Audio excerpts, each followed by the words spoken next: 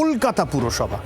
কলকাতা পুরসভা একটা ইন্টারেস্টিং বিষয় হচ্ছে, ভূতেরা সেখানে মাইনে পাচ্ছে। কীরকম ভূতের মাইনে? সেটা হচ্ছে যে যত কর্মী আছে তার থেকে মানে ধরুন 10 জন মাইনে পাচ্ছে, অথচ কর্মী সংখ্যা আছে 7, বাকি 3 জন কারা জানা যাচ্ছে না। ভূত নাকি? ভূত মাইনে পাচ্ছে। এরা কারা?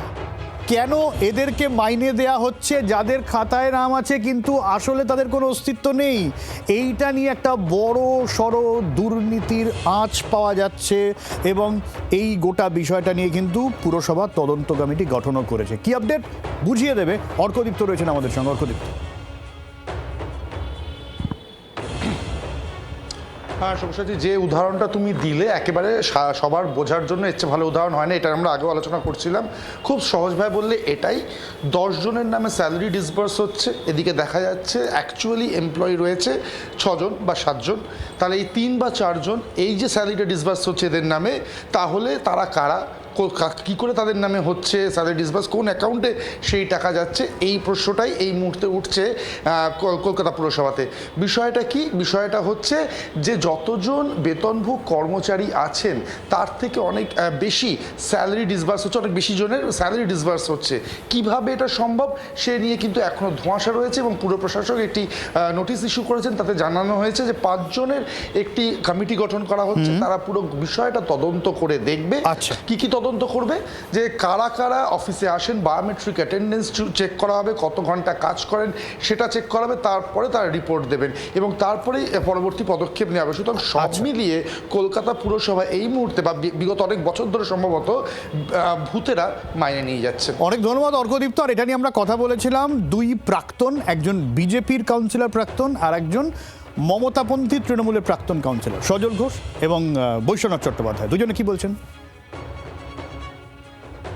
কর্পোরেশন বানিয়েছিল হচ্ছে সিপিএম, আর সেই কর্পোরেশনকে আজকে অনেক কলেজের শিরোমণি করে তুলেছে এই তৃণমূল সরকার, যারা গত 15 বছর রাজত্ব করেছিল এই বাংলায়।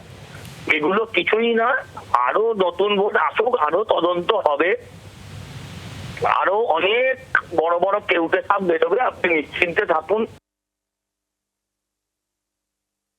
জানি না, এতদিন ধরে তো ট্রেজারি তো নানান ধরনের চেক করে তবে না ওদের চাকরি মাইনে দেয়। একজন ব্যক্তির নাম করে তো আপনাকে বলতে হবে যে এই ব্যক্তির অস্তিত্ব নেই অথচ এনার নামে মাইনে গেছে। ও না, তদন্ত হচ্ছে, তদন্ত হোক। সত্যি যদি এটা হয়ে থাকে, যারা নিয়েছে তারা শাস্তি পাবে। সৌমেনবাবু, সেটা হচ্ছে যে যদি এরকম হয়, প্রথম কথা এখনো পর্যন্ত সামনে আসেনি এরকম কত ভূতেদের পেছনে মাইনে খরচ হয়ে গেছে। মানে একটা দুর্নীতির পাহাড় হয়ে যাবে। আর শুধু কলকাতা পুরসভাই, বাকি কোথায় কি চলছে আমরা জানি না। সবচেয়ে বড় কথা ভেবে দেখুন, একটা প্রশাসনিক ব্যবস্থা ভাবা যায়, একটা রাষ্ট্রীয় প্রশাসনিক ব্যবস্থা, সেখানে দাঁড়িয়ে যদি এই রকমের লুফলস গুলো হয়, সেখানে দাঁড়িয়ে লুফলসের জায়গাগুলো একটা পৌরসভা বৃহত্তর মহানগরের ক্ষেত্রে এটা ধরা পড়েছে।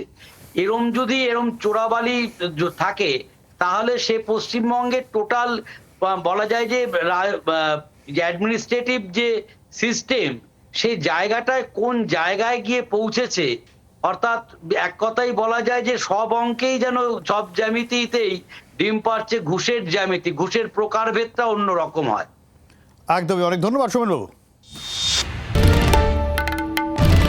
বাংলার আওয়াজ, বাঙালির আবেগ, জি 24 ঘন্টা।